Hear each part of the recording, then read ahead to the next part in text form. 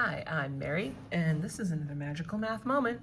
In this video, we are going to be looking at verifying trig identities, and this is a part one. So if you've just started learning this, I'm going to give you some tips, and then we're going to look at some basic ones. They do get a lot more complicated, but this one will keep it kind of simple for now. So remember some tips as you're working through these. You always want to work on one side of the equation. So you want to pick the most complicated side, the one that looks a little bit strange. If you've got two different types of trig functions on the one side, that's the one you want to choose. Remember your algebra strategies. So if you can factor something, if you can square something, distribute something, that's always a good idea. When you're working with fractions, remember you can split things up. You can put things together. That helps as well. Try to substitute from the fundamental identities. So those are your Pythagorean identities, your reciprocal identities, tan and cotan in regard to sine and cosine. And then once you've exhausted everything and you have no idea where to start, you can always just try writing things in terms of sine and cosine, and that will usually get you kind of close to where you need to be. Okay, so we're going to be using the Pythagorean identities as we go through this. So I'm going to keep this kind of to the side so we can refer to it as we're doing these. Starting off kind of easy here. We've got cotan x times tan x. Now you may be thinking, wait a minute, they're just reciprocals. Obviously, their product is 1. That's true, but we need to kind of prove that we know that. So I can rewrite cotan as 1 over tangent. And then once I'm at this part, I can say that tan x over tan x is 1. Now what's fun with identities, I always like to smile too once I verify it. What's fun with identities is that you can do them a couple different ways. That's also really frustrating for students because they kind of think like there's got to be one algorithm, but another approach you could take, you could rewrite cotan as cosine over sine, and then tan as sine over cosine. I think you see where I'm going with this. So we've got cosine x over sine x, times sine x over sine x cosine x. And you can put little dots in there if you like. Obviously then they're all going to cancel. 1 is 1. Either way works. So you decide what works better in your brain. All right, let's try another one. Oh man, this is a little more complicated. So you want to choose the more complicated side. To me, that's this on the left because we get a squared up here, we get a fraction. This is just two things being multiplied. It's not so bad. So let's see if there's any way that we can rewrite what's going on over here. We've got cosecant squared. So we can try to substitute in an identity. So I can rewrite that as cotan squared plus 1. So let's try that and see what happens. So I got cotan squared plus 1 over cotan x. Okay, so I've got a fraction here. So I can split this up, right? So I could say this is the same thing as cotan squared over cotan plus 1 over cotan. Okay. I don't know that that's done very much for us, but let's see. We've got cotan squared over cotan. That's just a cotan. 1 over cotan is tangent. Okay. That's not getting us anywhere to where we need to be. So let's see. Can we do something else? Well, let's see. Cotan is the same as cosine over sine. And tangent is sine over cosine, right? Okay. I need a common denominator. So we can put sine x cosine x as our common denominator. If I multiply across, I end up getting cosine times cosine is cosine squared. Here, if I kind of do that, I hate to call it cross multiply because that's not what I'm doing. Really, I'm just converting to a common denominator without showing that step. Sine times sine is sine squared. All right, what can we substitute in here? Ha, I could put a 1. 1 over sine x, cosine x. which I can then kind of split up. That's the same as 1 over sine times 1 over cosine.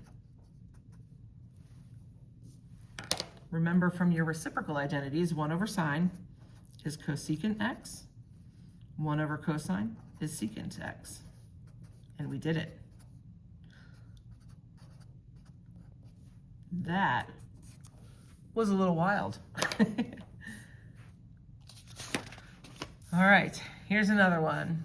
We've got cosine squared minus sine squared, and then we've got that equal to 1 minus 2 sine squared x.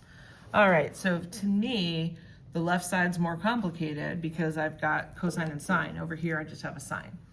So hopefully you notice this pattern from algebra. It's the difference of two perfect squares. I always like to sing that because it helps students remember. So all I'm gonna do is take the square root of cosine squared x, which is cosine x, put that in the front. The square root of sine squared is sine x. One's positive, one's negative. Okay. And looking at this, it doesn't really appear that that's going to help me at all. So sometimes that happens. You think like, oh, I'm going to factor it and it's going to work. So I'm going to try a different approach because there's nothing I can do from there. And that's totally okay when you're doing these. I'm trying to get things in terms of sine. I can rewrite cosine squared using my first Pythagorean identity, right? So if I wanted to get the cosine squared by itself, I could say that that's equivalent to 1 minus sine squared.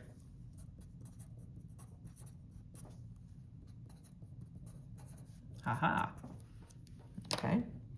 Now we can just do some algebra here, combine like terms.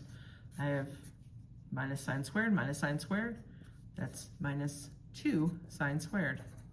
And look, we're done. That one wasn't bad. Okay. I wanted to show you this factoring just so that when you're doing these, a lot of students are afraid to even try anything. I wasn't sure where this was going to go. I saw a difference of squares and decided to factor. After I wrote it down, I realized I can't do anything with that. So I needed to try a new approach.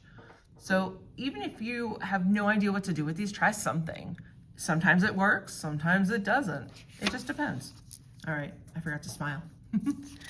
All right, 2 more. We've got tan squared plus 6 equals 5 plus secant squared. Okay, so I am looking at the second Pythagorean identity. Oh, I forgot my little plus sign in here, didn't I? That's silly. So let's see if we can replace things here. So I'm looking over at tan squared. If I isolate tan squared in this identity, I can get secant squared minus 1. Let's try that. Secant squared theta minus 1 plus 6 equals 5 plus secant squared theta. And normally, you've probably noticed this as I've been doing these, I don't always write the other side. Thankfully, this is an easy one, right? Because now I can just combine my like terms. So I get secant squared theta plus 5 equals 5 plus secant squared theta, which is essentially the same thing, and I'm happy. Now, some teachers and professors want you to write it identically. So if they are very particular about it, make sure that you do that to appease them because they determine your grade, not me. So make sure that you know what your teacher expects.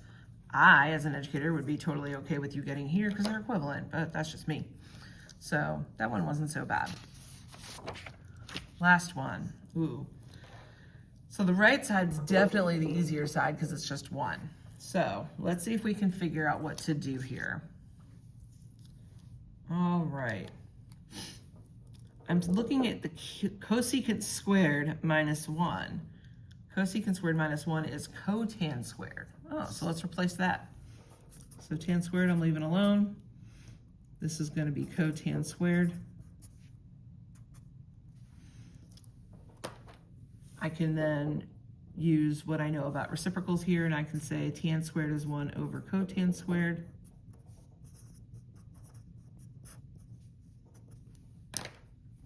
They're going to cancel out. 1 equals 1. And we are happy.